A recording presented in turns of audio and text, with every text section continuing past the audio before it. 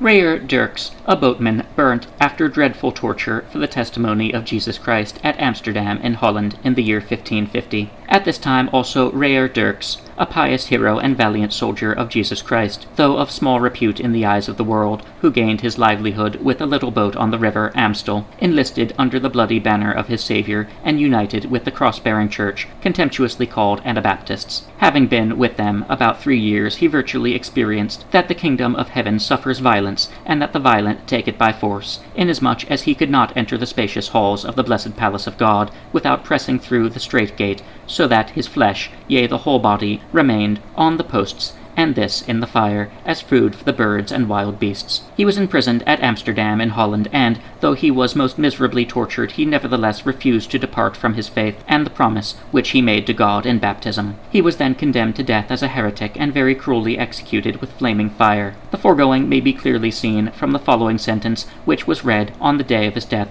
in the court at Amsterdam by the ecclesiastical rulers. Sentence of death of Reyer Dircks. Whereas Reyer Dircks, a boatman, citizen of this city, did about 3 years ago embrace the doctrines, errors, sects, and heresies of the Anabaptists, and is holding pernicious views with regard to the sacraments of the Holy Church contrary to the holy Christian faith, the ordinances of Holy Church, and the written laws and decrees of His Imperial Majesty, our gracious Lord, and, moreover, persists in his errors and heresies notwithstanding the instruction given to him in true faith. Therefore, my lords the court, having heard the demand made by my lord the bailiff in the name of His Imperial Majesty concerning the aforementioned Reyer Dircks, as also his confession, and having duly considered the circumstances of the case, condemn said Reyer Dircks, pursuant to the aforesaid decrees, to be executed with fire by the executioner, and furthermore declare his property confiscated for the benefit of His Imperial Majesty, as Count of Holland, without derogation and prejudice to the privileges of this city. Thus pronounced and committed to the executioner for execution this 16th day of August, AD 1550, in the presence of the bailiff, all the burgomasters, and all the judges, with the exception of Jan Dunen.